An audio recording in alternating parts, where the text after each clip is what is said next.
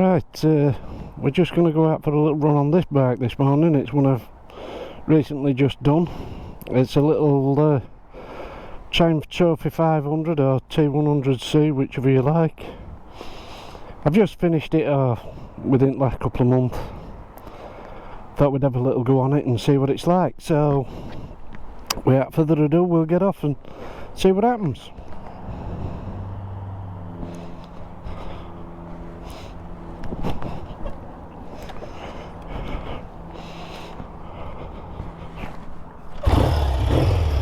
As you can see, it's a nice little easy bike to start, which is good for my bad knees.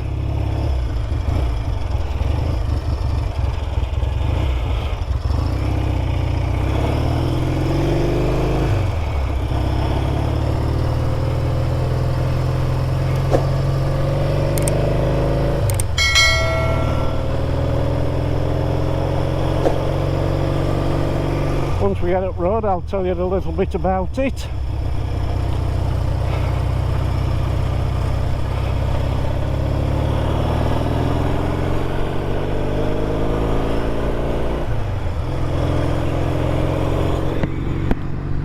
Anyway, I saw it advertised on eBay, one of them great places where we can all waste a few bob. It's a 1971 T100c or a 500 trophy. It's let me think about it now, make sure to get it right. It's an East Coast model because it's got the wide ratio box. If you buy them and they're from California side, I believe they have the standard box same as the Daytona. But from the East Coast, they have the wide ratio box, which is a low first, second, third, and same top as the Daytona, and same top as the West Coast. Yeah, it's alright. Bit short of unflight, but I thought I might do a little bit of green laning. I don't know why, but you know what it's like, we all have these ideas we're going to do something, and a few £1,000 later we know we were never going to do it.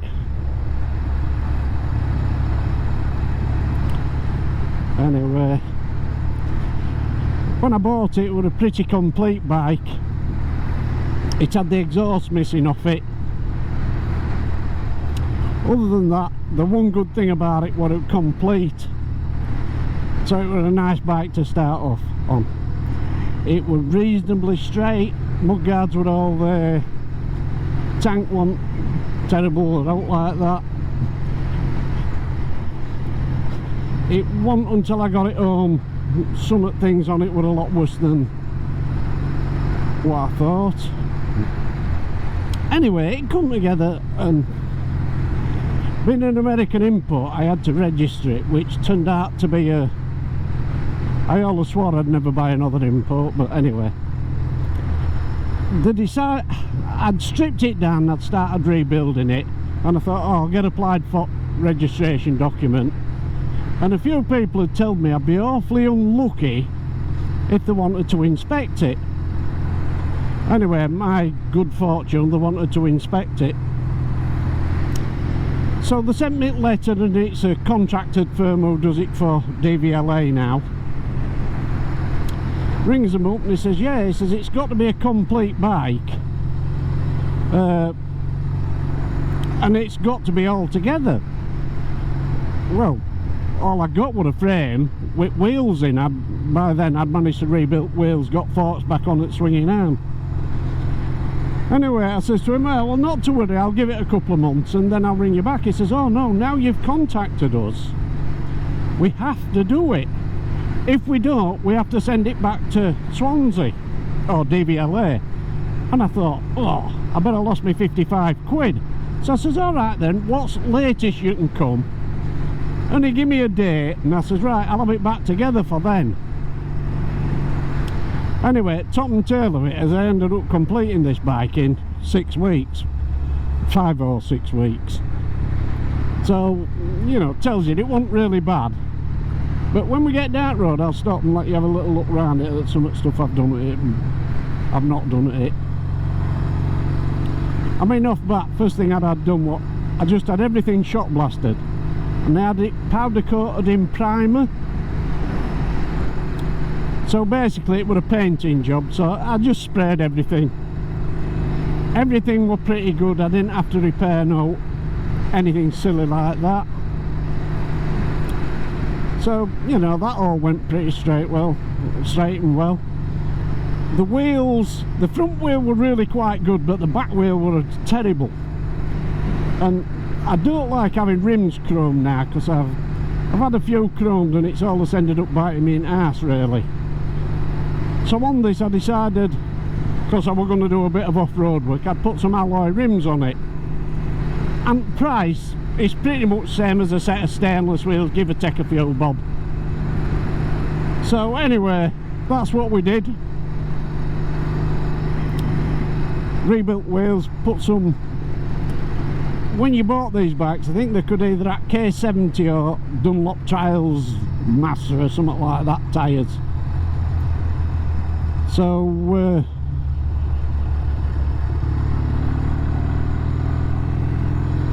I decided to buy some Trials tyres for it, and we're pulling here where it's quiet and we'll have a little look round. Hopefully this farm won't mind.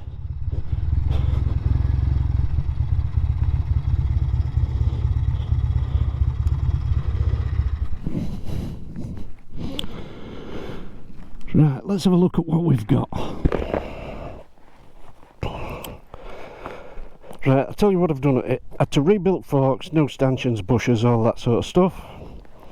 Rims, rebuilt them with aluminium stainless spokes.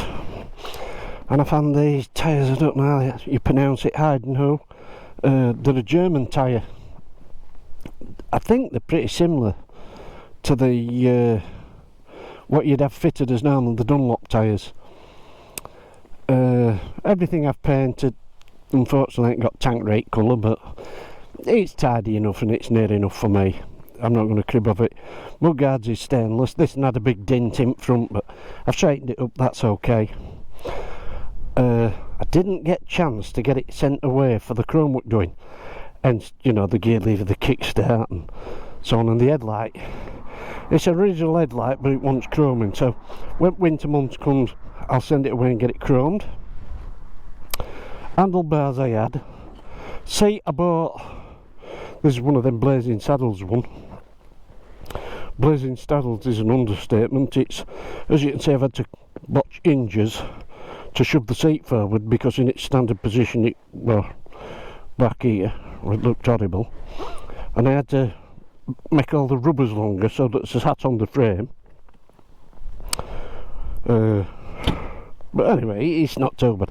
I would have liked it a little bit closer, but meant a lot of messing about to get it there. I put a main stand on it because I like a main stand. I mean, they didn't actually come with a main stand.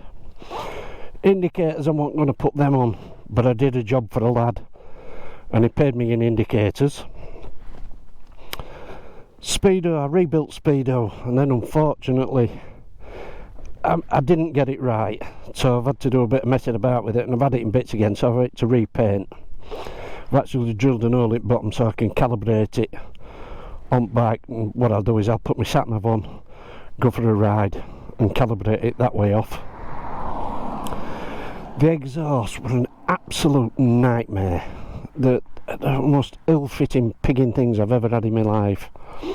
She's blowing a bit here, like, which, okay, you might hear a bang on overrun. It would normally have, I think they called it a chip pan basket or something, you know, the mesh guard of the exhaust. Well, it looks bloody horrible, so I shan't bother with that. I'll decide what I'm going to do later. I might make a little aluminium piece here, in case I ever do take anybody up back. A little piece there, maybe. The engine, well, the bottom end of the engine were brilliant, bar for the sludge traps were full, but the main big ends were perfect. The mains were alright, and it looked like it had just been rebored. I mean, the bores were fantastic. but it had no exhauster when I bought it, and she was full of oil in to, if you look back up ports, it was full of oil.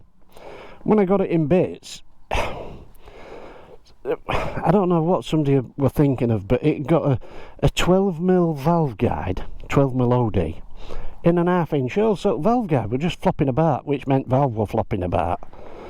So I imagine that's why it was so oily. So I fitted some new valve guides, ripped valve guides out, recut seats, lapped them in, put it back together. Obviously got a leak on to rear push rod tube, which I don't know, I never seem to have much joy with Triumphs.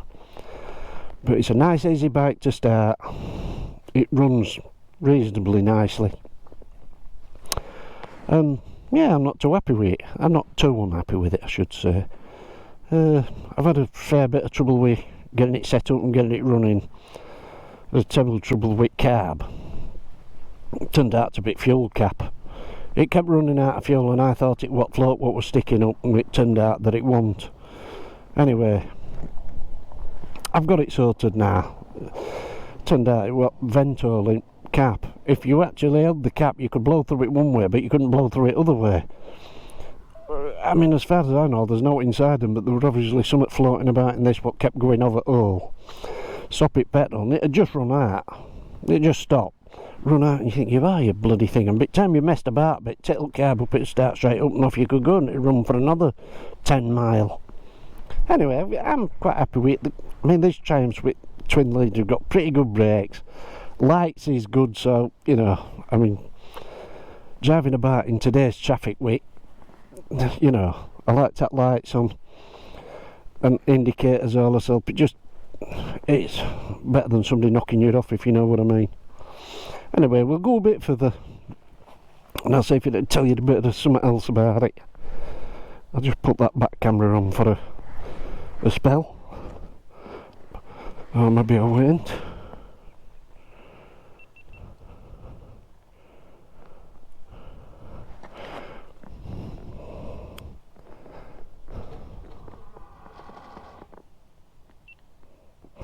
Right, that's that going. I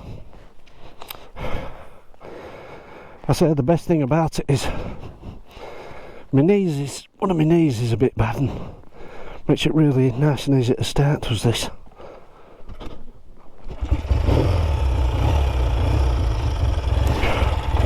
Right, we'll get off a bit further.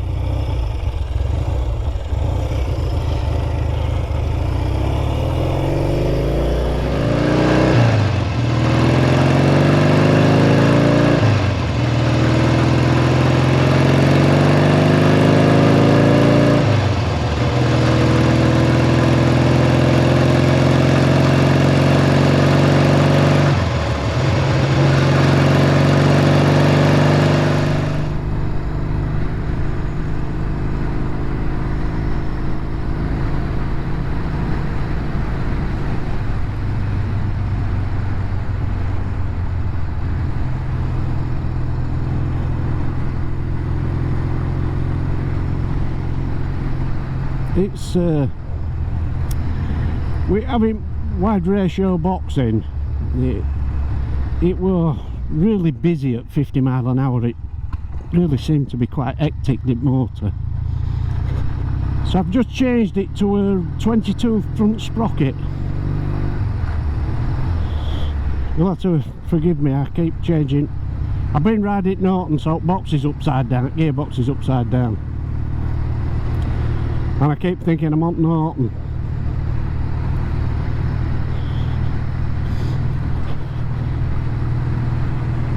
Anyway, I would explain about gearing. I've put a 22 front sprocket on, it's much better now.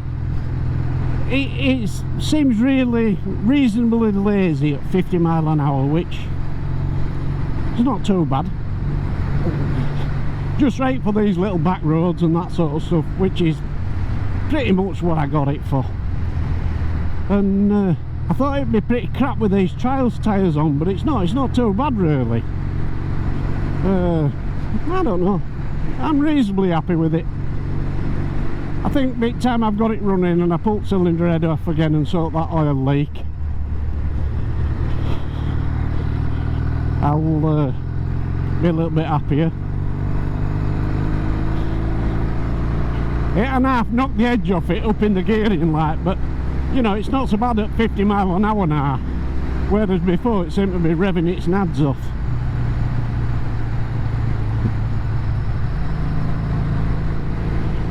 I mean, this clock's 5 mile an hour fast at the moment, and I haven't corrected it because I can't remember which way you screw, whether you screw it in to make it faster or out to slow it down. You get what I mean?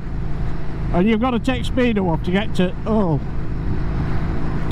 get a screwdriver in, so I haven't bothered doing it yet, but I checked it off at the side of my wife on little 250 Honda.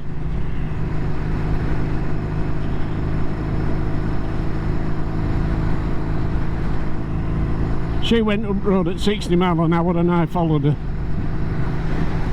I'd actually set it up off my lathe. These clocks are 1600 revs to every 10 mile an hour. I think that's how it works out. Most of them are 1000, but these for some reason are 1600. So I set lathe at 800 revs per minute, and then obviously that should be 30 mile an hour.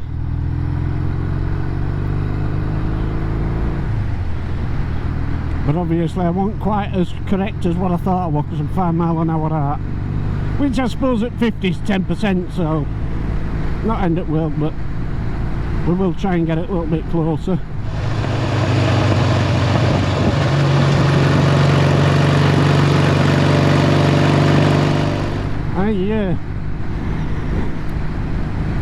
I had a bit of trouble with the offset on the wheels.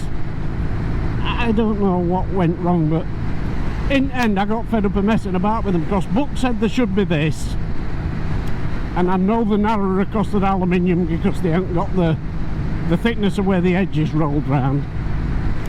But I just built them straight down middle of frame. I put the forks in the back wheel in with no mud guards and run a line down middle of frame and built wheels to them, and it seems alright. I mean, back tyre's a bit close to the chain, but it's not too bad.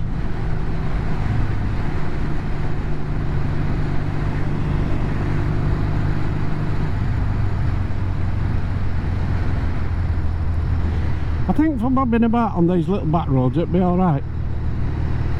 Or nipping to shops on, something like that.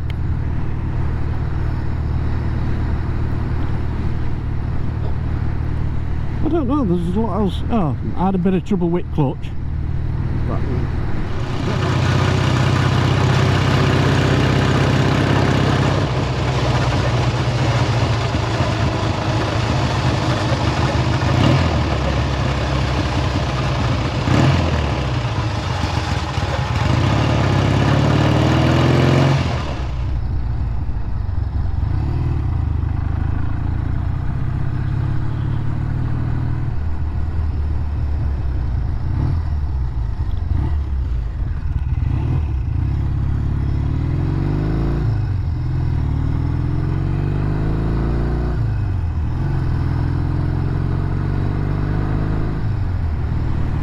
I mean, it's just right for these sort of roads.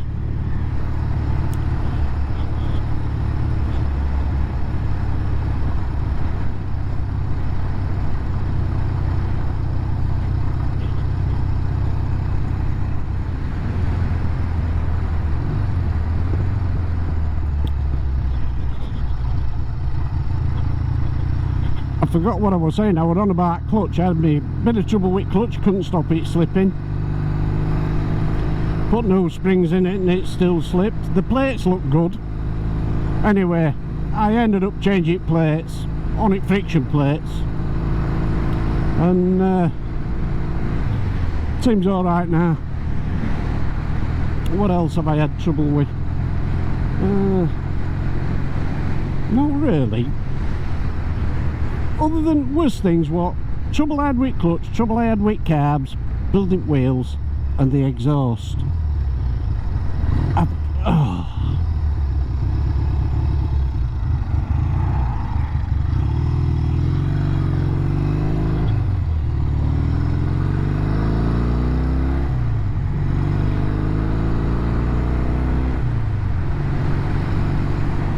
I do, I love my British bikes, but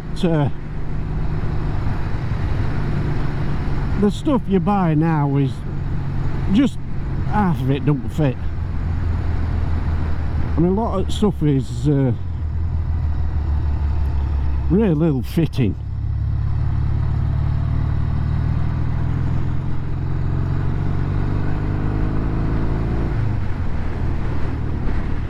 Alright. I mean, it must be, I mean, I don't want to blow my own trumpet, but most of the stuff I do myself. I lace my own wheels up, I do my own painting, I do my own engines. I even make most of my own nuts and bolts and stuff like that. Unless they're silly cheap to buy, I buy them, but if not, I make them myself. And this bike, I used a lot of stuff I'd got. I didn't want to, I don't know, I'm getting tighter in my old age. Don't like spending my money. I mean, everything what come off this bike has gone back on it. Even wiring harness. I did, the outer was rotten, so I rewrapped it, cleaned all the terminals on the end. Any bad bits of wire I replaced. Handlebars were a pair, they come on a Norton I bought. So they didn't cost me. Speedo I repaired myself.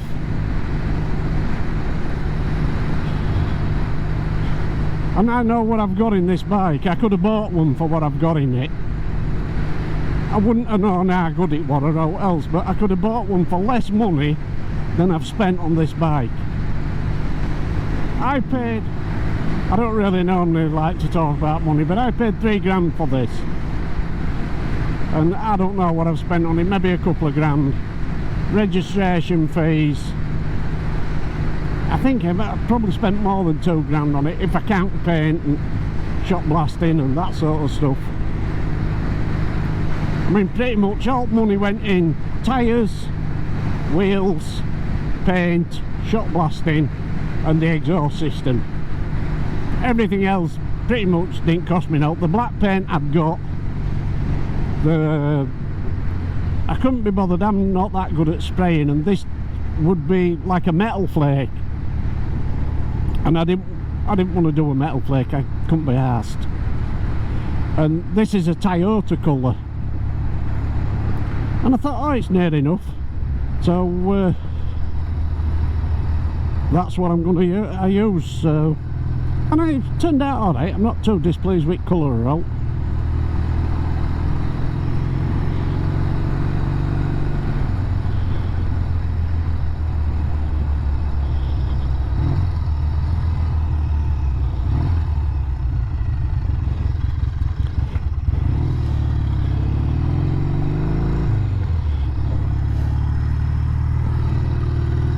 We can just have a look, see if that camera's still on board.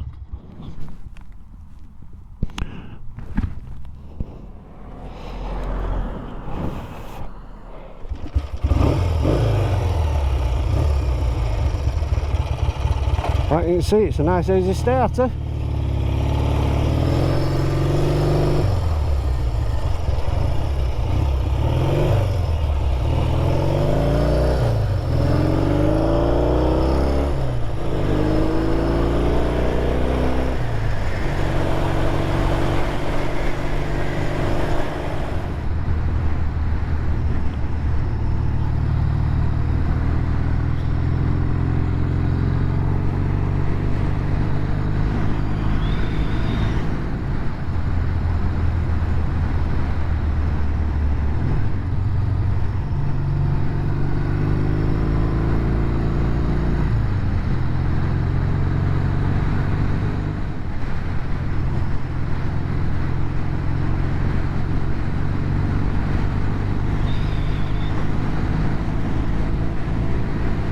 Anyway, I'm just about home now, and that skyline with power station missing at Ferry Bridge, all gone now, but I thought new one over there. Anyway, I'm just about home now, so thanks for watching. It'd be nice if you subscribed or give me a thumbs up. See you on next ride out.